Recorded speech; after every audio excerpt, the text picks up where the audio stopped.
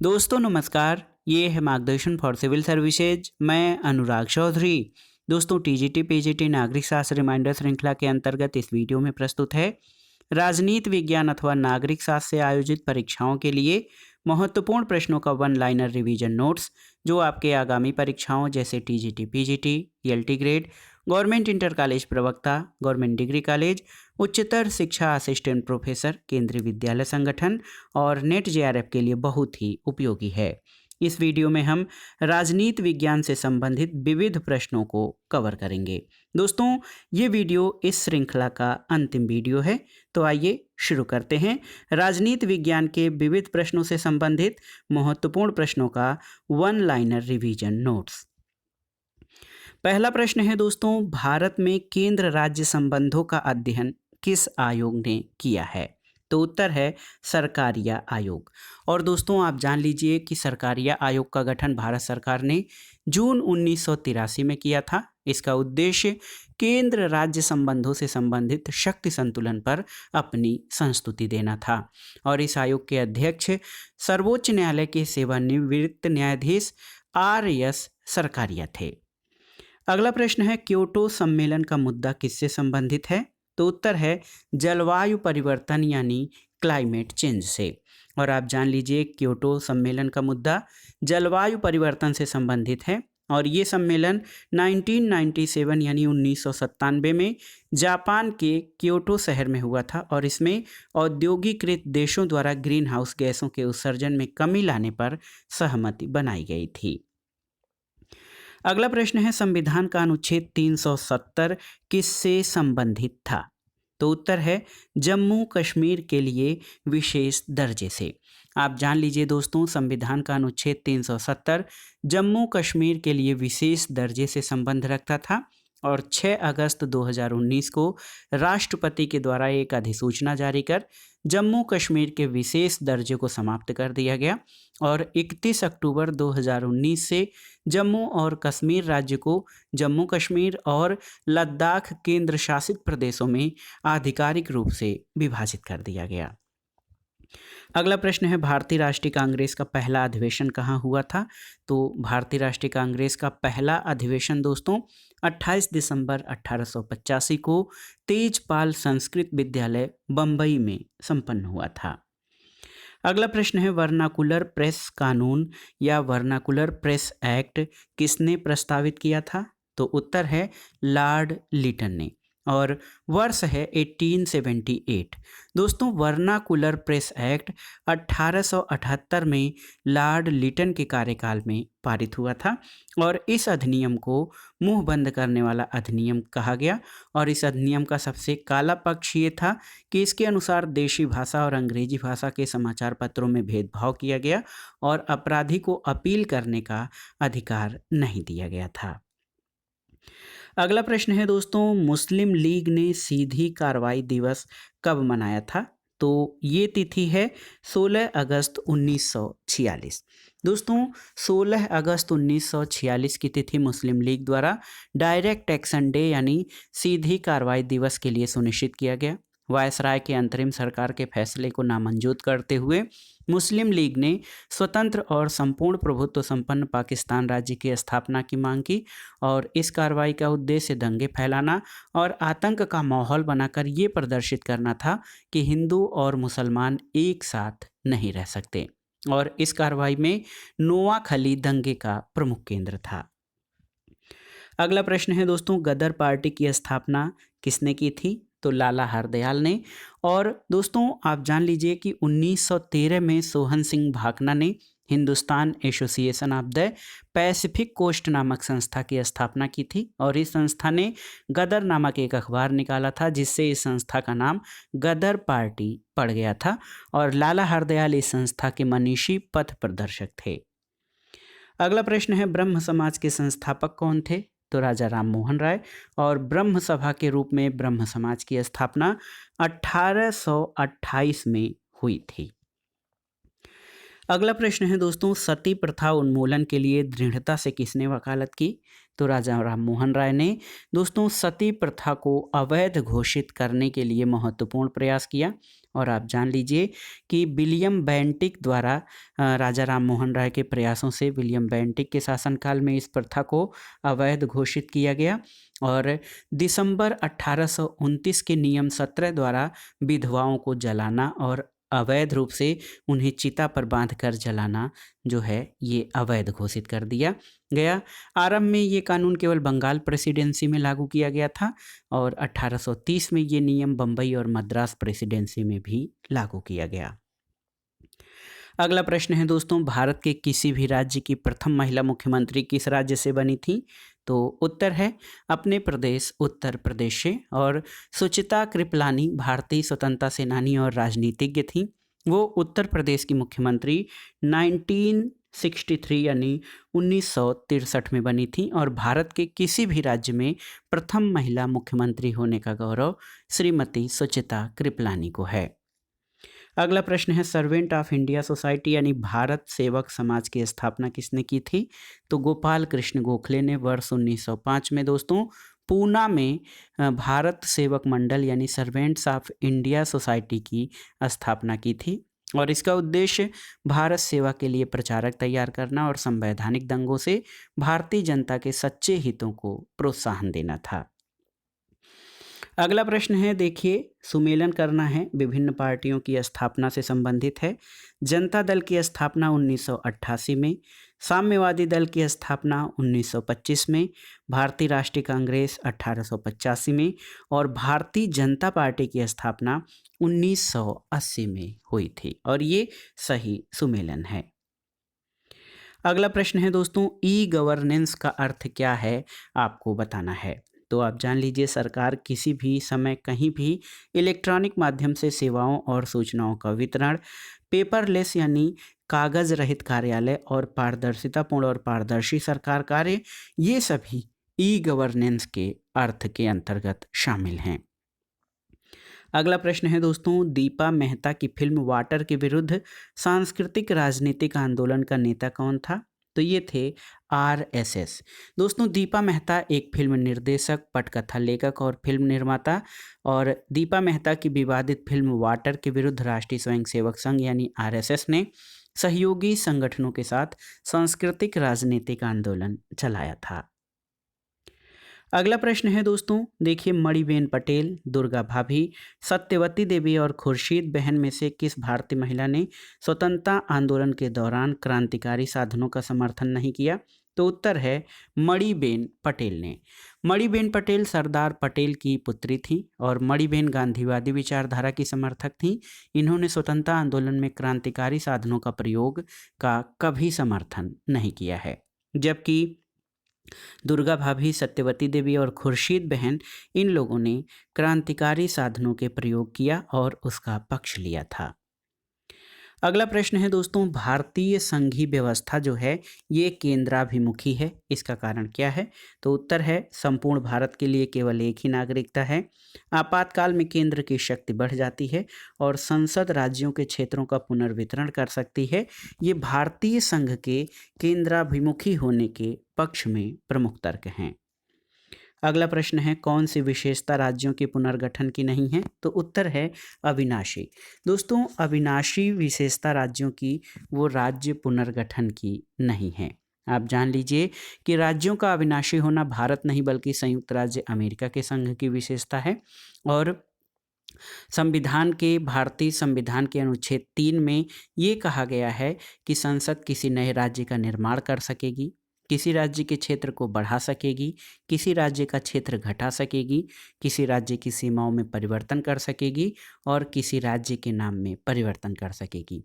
तो याद रखिएगा, अमेरिका को अविनाशी राज्यों का अविनाशी संघ कहा जाता है और भारतीय संघ किसी समझौते का परिणाम नहीं बल्कि प्रशासन की सुविधा के लिए संघ को ही अनेक राज्यों में बांटा गया है और सुविधा के अनुसार संघ द्वारा राज्यों में कोई भी परिवर्तन किया जा सकता है।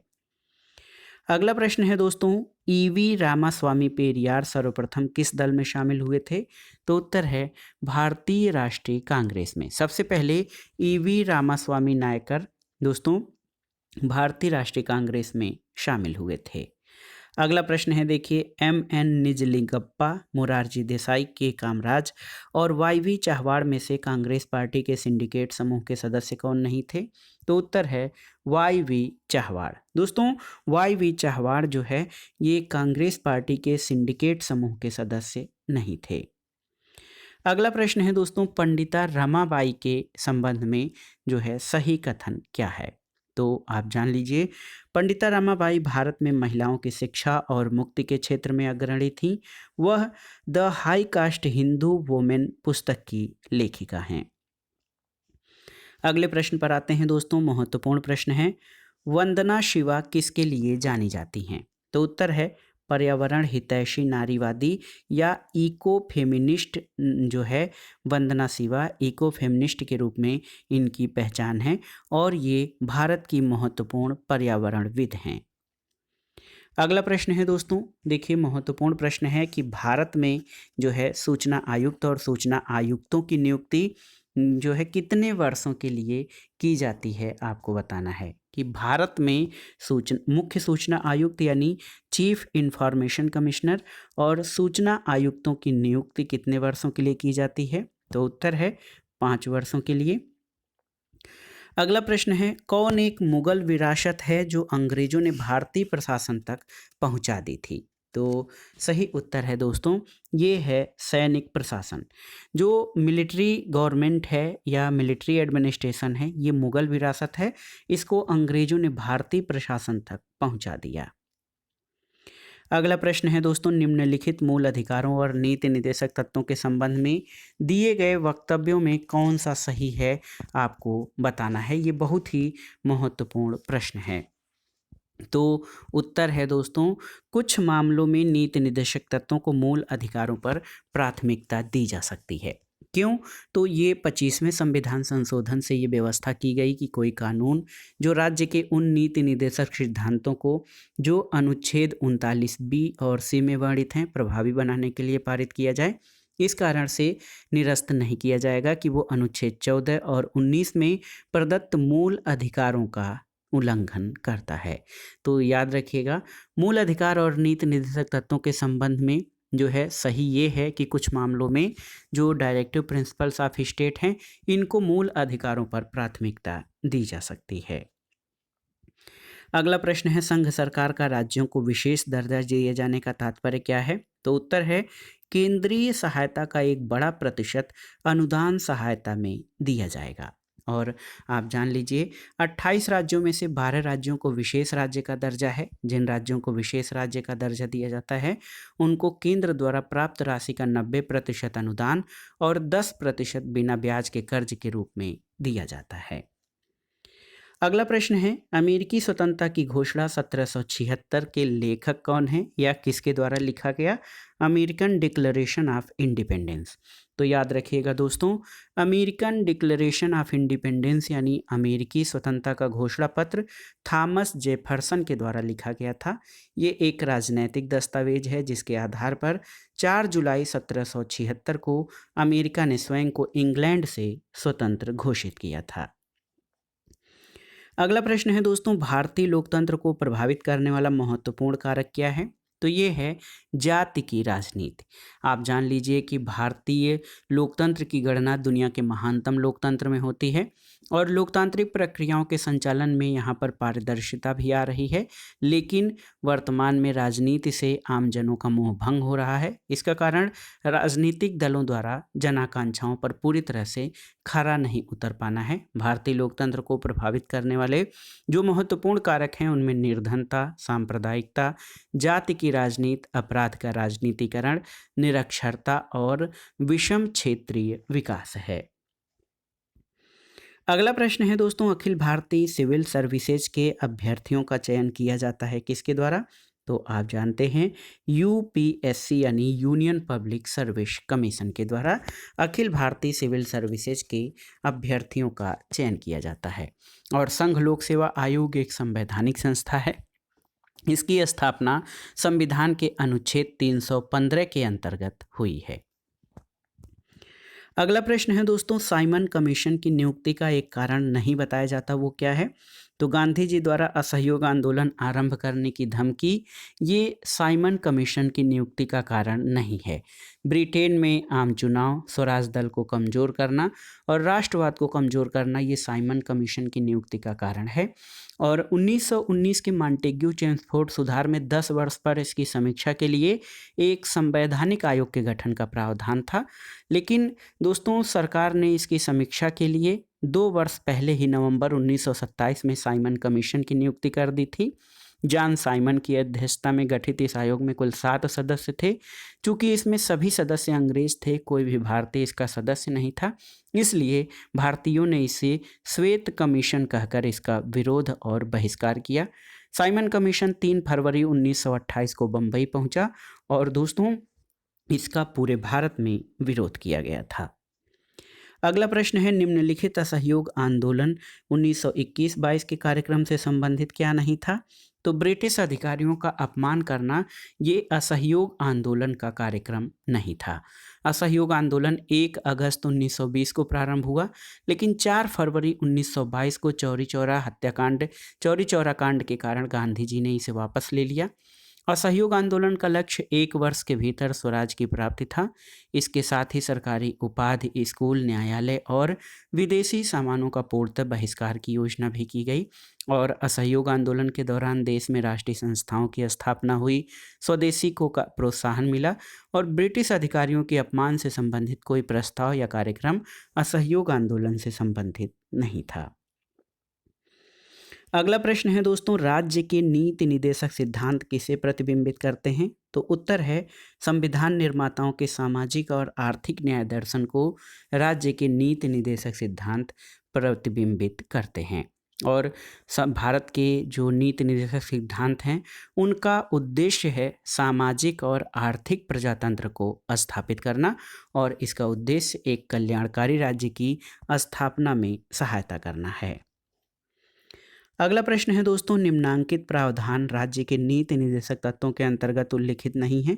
तो नैसर्गिक स्वतंत्रता का संरक्षण, ये दोस्तों राज्य के नीति निर्देशक तत्वों में शामिल नहीं है। इसमें लोक स्वास्थ्य में सुधार, गोवध का निषेध, लोक सेवाओं में न्यायपालिका और कार्यपालिका का अलग रहना, पोषाहार स्तर, जीवन स्तर को ऊंचा उठाना, इसके अलावा कृषि और पशुपालन को आधुनिक और वैज्ञानिक ढंग से संगठित करना, ये सारी चीज़ें इसमें शामिल हैं।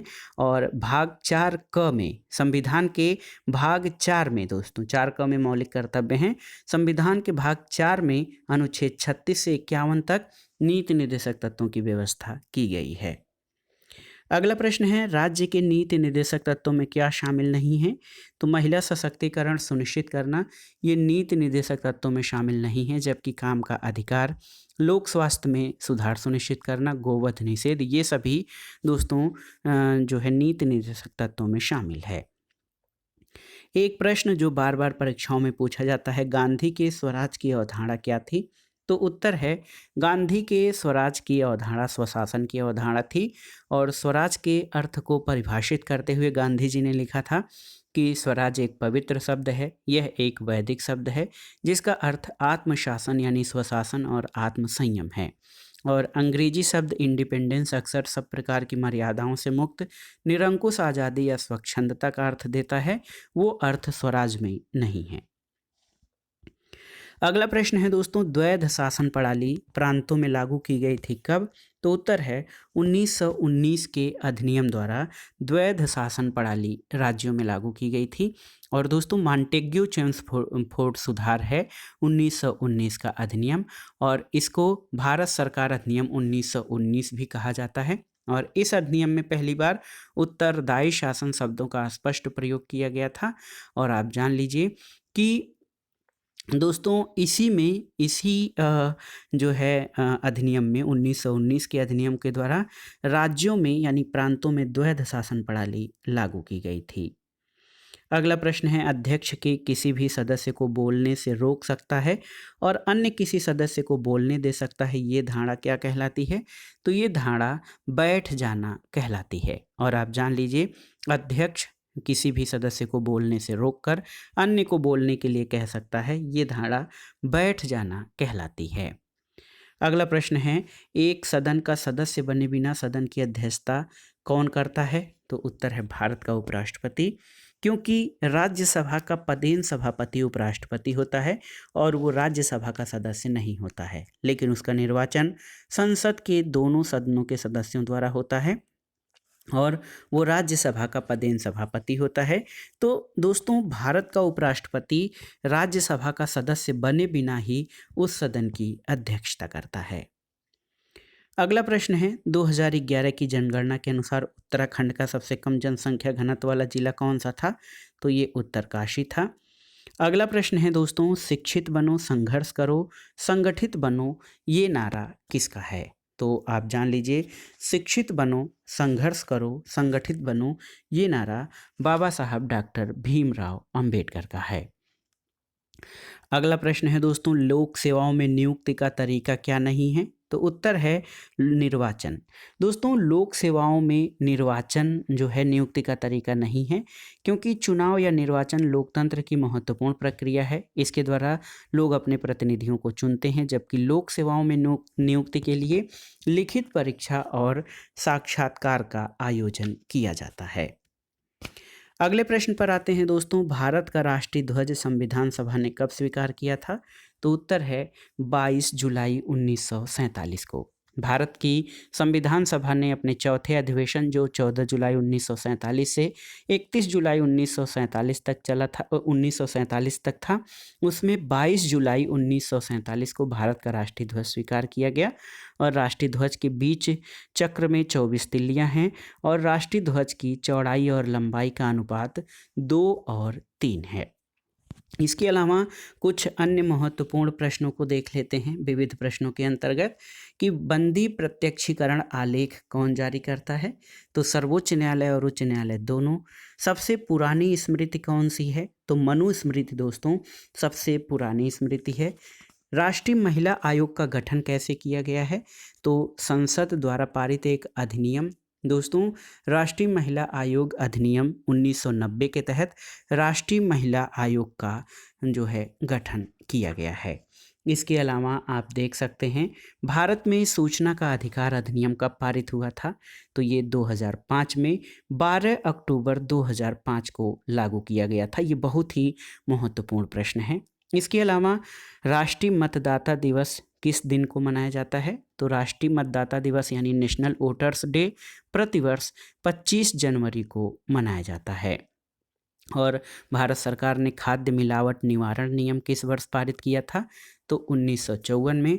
इसके अलावा एक देखिए बहुत ही महत्वपूर्ण प्रश्न है कि संविधान द्वारा क्या सुनिश्चित किया जाता है? तो संविधान की परिभाषा अगर जो आप देखेंगे, तो संविधान जो है नियमों और कानूनों का जो है लिखित दस्तावेज होता है, या एक ऐसा दस्तावेज है जो ये निर्धारण करता है कि राज्य में विविध अंगों का आचरण कैसा हो। संविधान का संबंध राज्य के सरकार के स्वरूप, संगठन, शक्ति, विविध अंगों और उसके अधिकारों और कर्तव्यों और शासक और शासितों के पारस्परिक संबंधों और उसके अधिकारों और कर्तव्यों की व्यवस्था से है। तो दोस्तों, ये था आज का वीडियो टीजीटी पीजीटी नागरिक शास्त्र रिमाइंडर श्रृंखला के अंतर्गत राजनीति विज्ञान के विविध प्रश्नों का वन लाइनर रिवीजन नोट्स। और इसी के साथ टीजीटी पीजीटी नागरिक शास्त्र रिमाइंडर श्रृंखला यहीं पर समाप्त होती है। इसमें हमने परीक्षाओं की दृष्टि से और पूर्व वर्षों के परीक्षाओं में पूछे गए उन महत्वपूर्ण प्रश्नों को शामिल किया है जो आपके आगामी परीक्षाओं के लिए अति संभावित और महत्वपूर्ण हैं।